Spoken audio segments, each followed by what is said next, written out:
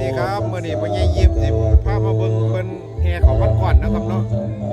กำลังสิแห่อยู่ครับเนาะนี่ตามไปเบิ่งน้ำกันเนาะครับเนาะออกมาเทศนาธรรมบางเป็นงามสภาเขากันก่อนบูชาสาเอามาสักดวงยอดแก้วกาไว้แล้วถวายบูชาสาธุนะโมนะไมจอมไตรปิฎกยกออกมาเทศนาธรรม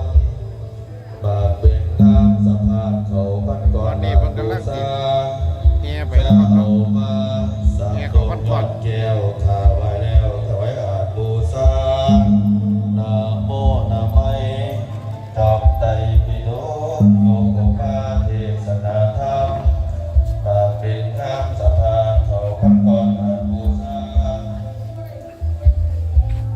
ตอนนี้เพิ่นกำลังสิแห่เนาะครับเนาะเพิ่นแห่อ้อมนี่เลยครับนะโมนะไมจอมไตรปิฎกยกออกมาเทศนาธรรมบางเป็นงามสภาเขาพักก่อนบูชาสาเอามาสามดวงยอดแก้วถวายแล้วถวายบูชาเพิ่นย่างอ้อมที่รอบวัดเนาะครับเนาะเพิ่นก็เอาอันนี้ใส่น้ำพวกกระตาพวกอันนี้นะครับเนาะ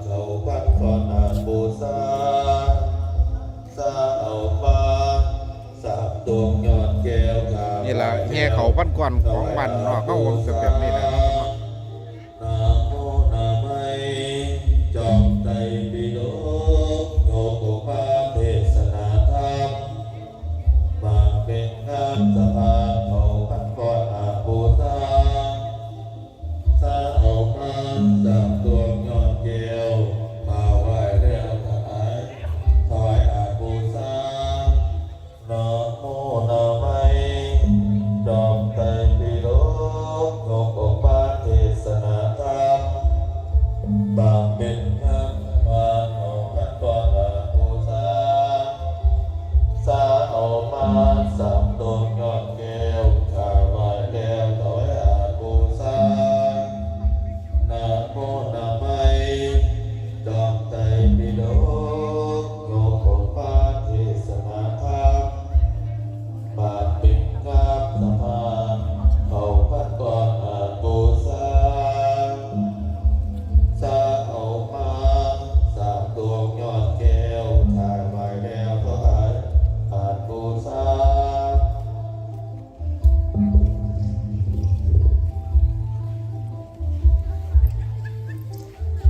นะโมนะไมจอมไตรปิฎกยกออกมาเทศนาธรรม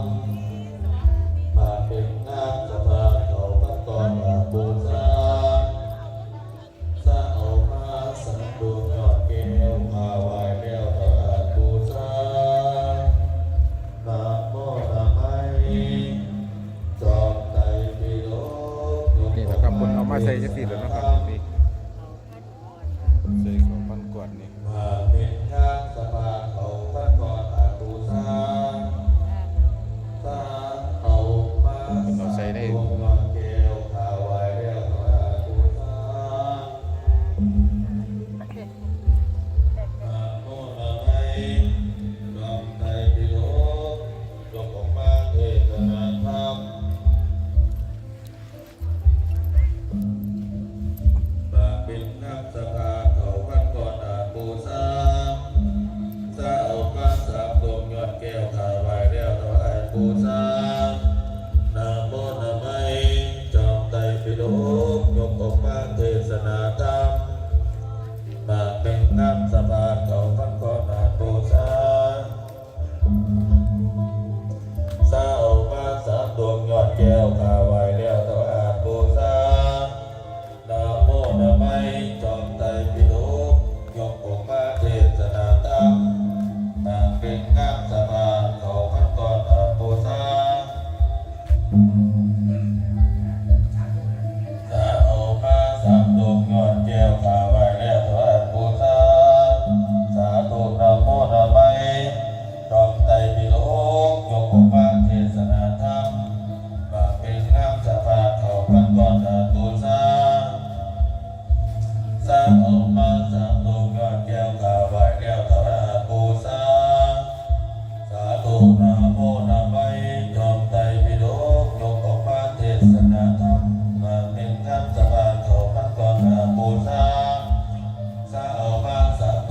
แก้วข้าไว้แล้วถวายอาบูชาสาธุนะโมนะไมจอมไตรปิฎกยกออกพระเทศนาธรรมบำเพ็ญน้ำสะพานเขาขั้นก่อนอาบูชาจะเอามาสามดวงยอดแก้วข้าไว้แล้วถวายอาบูชาสาธุนะโมนะไมจอมไตรปิฎกยกออกพระเทศนาธรรมบำเพ็ญน้ำสะพานเขาขั้นก่อนอาบูชาจะเอามาสามดวงยอดแก้วข้าไว้แล้วถวายอาบูชาสาธุนะโมนะไมจอมไตรปิฎกยกออกพระเทศนาธรรมบำเพ็ญน้ำสะพานเขาขั้นก่อนอาบูชาจะเอามาสามดวงยอดแก้วข้าไว้แล้วถวายอาบูชา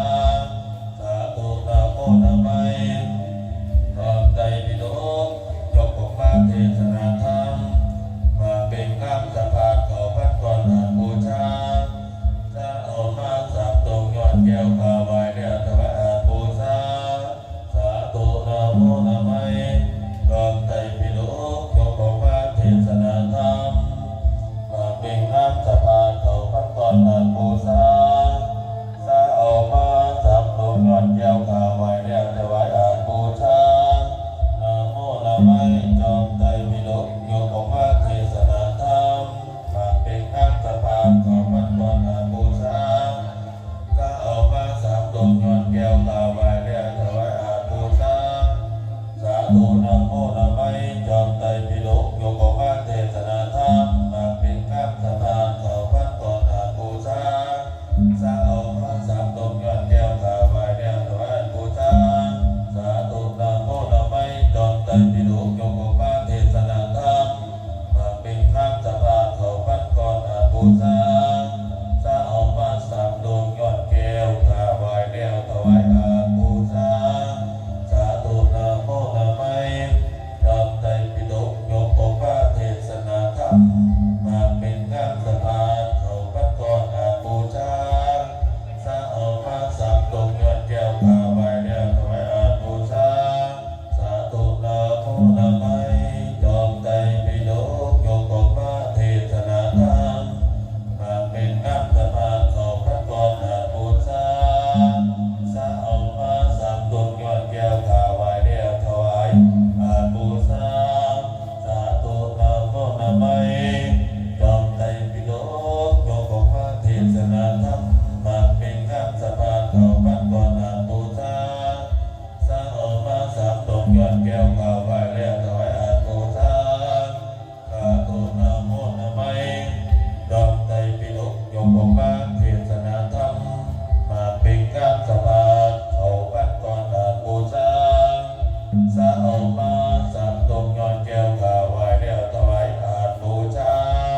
สาธุนะโมนะไมจอมไตรปิฎกยกออกพระเทศนาธรรมมาเป็นน้ำสะพานเขาพันก่อนอาบูชาจะเอามาสามดวงยอดแก้วข้าไว้แล้วถวายอาบูชานะโมนะไมจอมไตรปิฎกยกออกพระเทศนาธรรมมาเป็นน้ำสะพานเขาพันก่อนอาบูชาจะเอามาสามดวงยอดแก้วข้าไว้แล้วถวายอาบูชาสาธุนะโมนะไมจอมไตรปิฎกยกออกพระเทศนาธรรม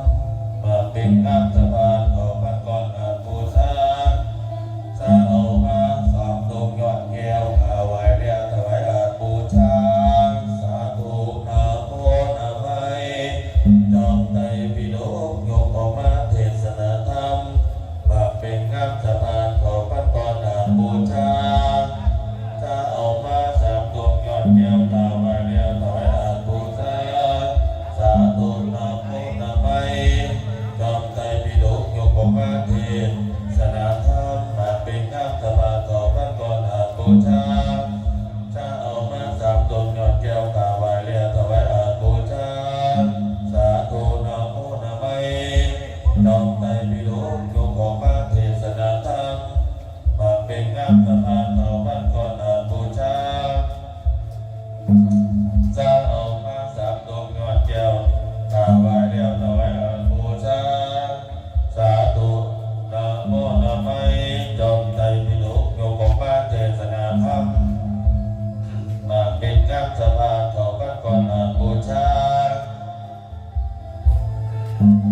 สาเอามาสามดวงยอดแก้วขาไว้แล้วถวายบูชา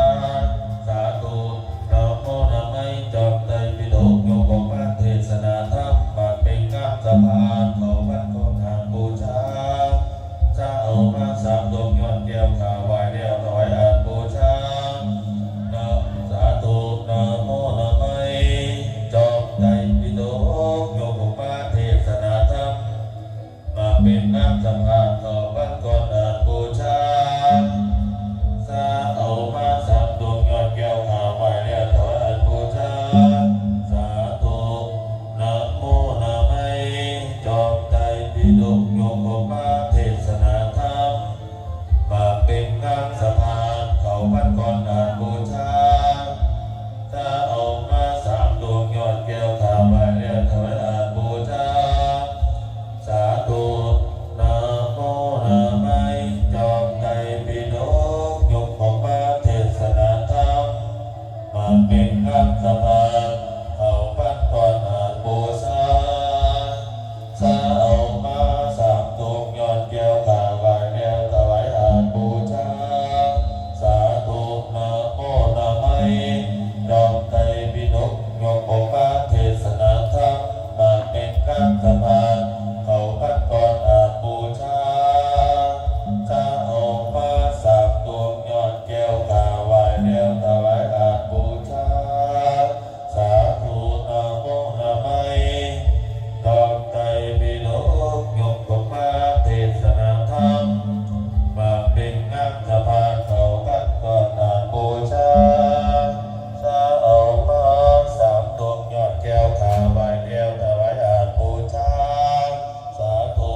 นะโมนะไม่จอมใจปิฎกยกออกมาเทศนาธรรมมาเป็นน้ำสะพานเขาพัดก่อนบูชาสาเอามาสามดวงยอดแก้วขาวไว้แล้วถวายบูชาสาธุนะโมนะไม่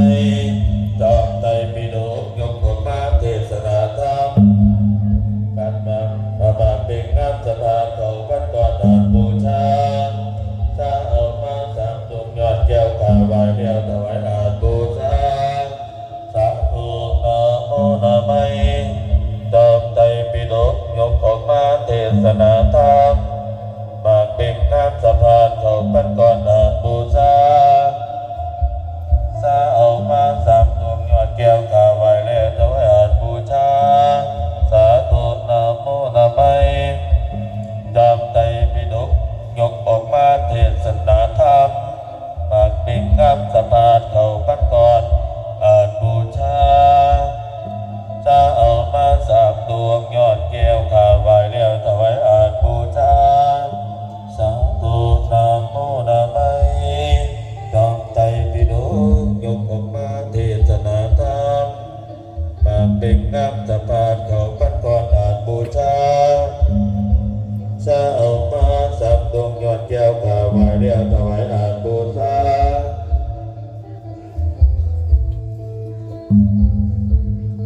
สาธุนะโมนะไม่จอมใจปิฎกยกออกมาเทศนาธรรมขันบังเบงข้ามสะพานเอามาก่อนบูชาสาเอามาสามดวงยอดแก้วขาวไว้แล้วถวายบูชาสาธุนะโมนะไม่จอมใจปิฎกยกออกมาเทศนาธรรมมาเป็นข้ามสะพานเขาพัดก่อนบูชาสาเอามาสามดวงยอดแก้วขาวไว้แล้วถวายบูชาสาธุนะโมนะไม่จอมใจปิฎกยกออกมาเทศนาธรรมมาเป็นงามสะพานเขาพัดก่อนบูชา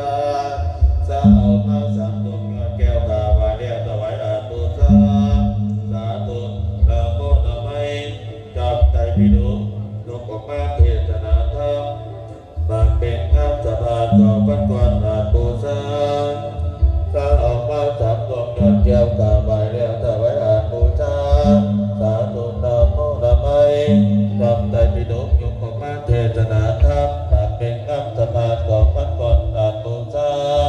สาเอามาสามดวงยอดแก้วขาวไว้แล้วถวายบูชาสาธุนะโมนะไม่จอมใจปิฎกยกออกมาเท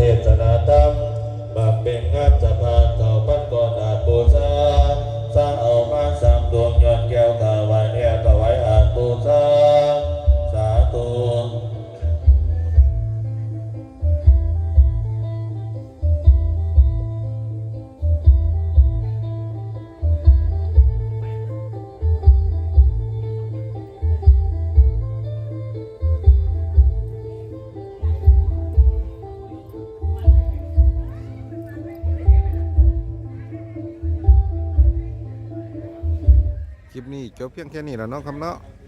สวัสดีครับ